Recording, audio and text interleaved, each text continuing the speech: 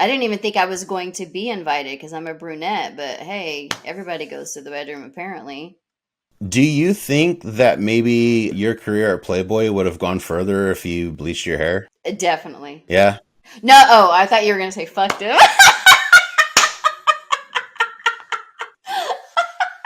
that too. Shit. Definitely if I was. It seemed like the girls that fucked it doesn't matter about your hair color, but it seems like the girls that fucked him got more out of it. Right. What if they would have said, hey, Hef wants you to be one of his girlfriends, it's going to come with all these additional perks and you're going to get all this additional exposure, whatever, blah, blah, blah, but he wants you to bleach your hair. Would you have done it? Yeah, I've bleached my hair before. Yeah. Really? Hmm. Do you have any pictures? I've been blonde. Yeah, I've been blonde. It's so expensive. I bet, because your hair is down to the fucking ground, and that would be a huge expense to do all that. Yes. You get charged more for length. But when I was standing next to the girls, I could see that all of their hair had like these dreadlocks and then like tape things. So, like extensions? Yes. So it looked like these little things that you could see it hanging down. I ran my hands through Paris's hair. And she must do strand by strand. There was nothing like that. Oh, wow. It felt like real hair, which is even more expensive, strand by strand. And you think that she had extensions too? Well, normally she had like short hair, Mm-hmm. about to right here, but you couldn't feel any of it. But the playmates, it looked really bad in person. Not they weren't the playmates, the girlfriends. I was really shocked by how the girls dress when they go out. I felt like I was at a strip club. Like they just seemed like strippers to me. Well, that was the whole, like, vibe, though, right? Well, I had always heard he didn't like strippers and he liked the girl that no one knew about. Like all these photographers used to tell me all this stuff about what Hef was looking for. So I was really shocked when they're like all hoochie mama little skirts, bras. I was like, oh, I'm definitely overdressed. It's funny that he says that he didn't like strippers when all of the strippers in the industry at the time used that look as the template for their appearance Mm-hmm. in all the clubs, like not starting off across the country, but then eventually around the world. I've seen pictures of girls in Thailand and shit, and they're clearly Thai girls, but they've got the blonde hair and they've got that Playboy look and shit, and Mm-hmm. it's that's where it came from. Right. And then Anna Nicole, she was a stripper, but they made it seem like she was found at like a Dairy Queen or something random. Yeah, that's so funny. So it was like everyone was like trying to hide who they really were, but yet when you go there, it's not square. And I thought it was really odd because they started like making out in the limo, the girls did, and like Bridget was like pulling her boobs out, and then girls just start rolling around and getting it on. It was very awkward. I've been around like big groups of girls that were in their early 20s, especially doing bachelorette parties and stuff, and they do that on their own. I've been in that situation so many times where they're like, "We're going to pull our boobs out." And I'm like, "I'm not going to argue with you." Not once have I ever been in this situation. It's like, I think you guys would all have a better time if you just started whipping titties out. Like I've never had to do that once, but there's been so many times where I've just been surrounded by titties. And again, I'm not going to complain, but they did that on their own. Mm-hmm. And I'm not talking about like a couple of bachelorette parties. I'm talking about hundreds of bachelorette parties. Girls from all kinds of walks of life, different ethnicities, whatever. Mm-hmm. And they get to that level of excitement, whatever, and they're just like, woo! And they start pulling out titties and shit. And it's like, all right, and honestly, that's a big part of the reason why I got into this in the first place. It's like, I don't have to try. And it's just there. So it's kind of funny how a lot of the girls are talking about like, oh, well, we were required to do all these things. And it's like, were you? No, they were just doing it. And they kept looking back at him too to make sure he was looking. Yeah, he was their fucking alpha.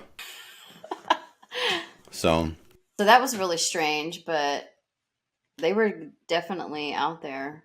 And then also some of the girls that claim they were not sleeping with him, they were in the bedroom. The celebrities? They went right along with the orgy. Some of the playmates. Oh, okay. Who they say publicly they're not sleeping with him. But not all of them, though, right?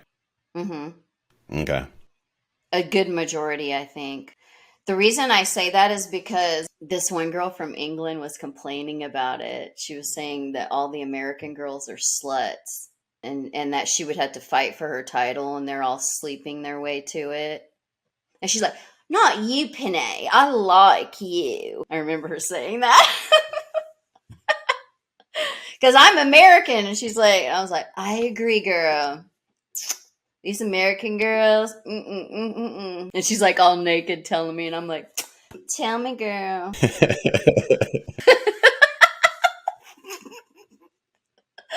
So one of the things that Holly was saying was that one of the girls, or I don't know if it was one of the girls or just somebody who worked in the mansion, started working as a liaison for an escort company.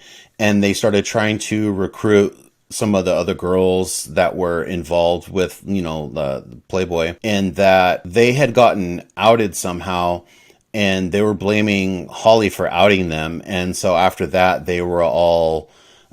they felt that they had gotten snitched on and they thought that she had done it. And so they started really treating her a lot differently afterwards because they're just like, oh, well, we can't trust you now. And so they all started being really catty with her. So I'm wondering if a lot of the cattiness and the way they were treating her was stemming from that, or was it stemming from them just not really being able to make that emotional connection with her because of the Asperger's? Well, I know when you go there, when you're new, I think Holly came and then as some girls left, she kind of moved up the line.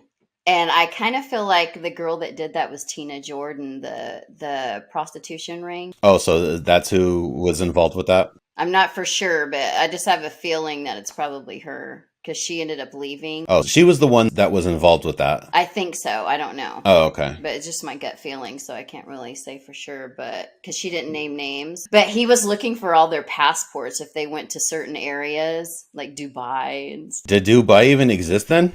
I don't know, but hasn't Dubai always been around? I don't know. No, I mean... Sheiks and stuff. The Middle East, maybe. Yeah, actually, yeah. There was some area that they were constantly going to. Yeah, I think it did, actually, now that I think about it, because I was in high school business class and we were learning about this incredible futuristic city that they're building in the desert called Dubai. And then I think the show debuted a little bit after that. So, yeah.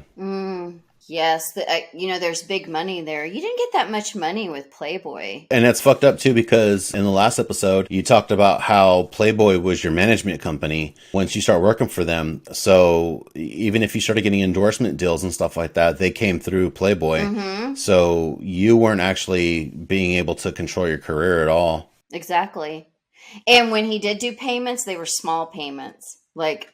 before the magazine comes out, after, a year later, it was like these different. And then you end up just working as a waitress kind of at the Playboy Mansion, working the parties. And then the girlfriends, she talked about how they would get an allowance every week and they're getting $1,000 a week, but they really couldn't do much with it because they weren't allowed to leave. And they had to spend it on clothes. Yeah. And I also heard they get $10,000 towards a car and then you had to pay the rest of the car off. Wow. With your money or something. That's what I heard. So that's an ingenious way of getting somebody to invest into you, especially if you're young and somebody gives you a bunch of money and says, yeah, here, go put this money down on a car. And then all of a sudden you're thinking, oh, I'm going to get the fucking dopest, flashiest car I can find. And then you go and you get that car. And all of a sudden you're thinking, oh, I have to make the payments on this. And so this money that I'm getting on a weekly basis is going to end up going to that anyways. So, and that's basically going to indebt them and perpetually keep them connected to someone like Hefner. Exactly. To be able to do this, long term going forward. And I've seen a lot of my friends in the industry who are like, oh, my sugar daddy, bought me this car, and they're like, oh, okay, is it in your name? And they're like, no. And it's like, get it in your name. I had one of my friends, she had a boyfriend, and he bought her a Hummer. And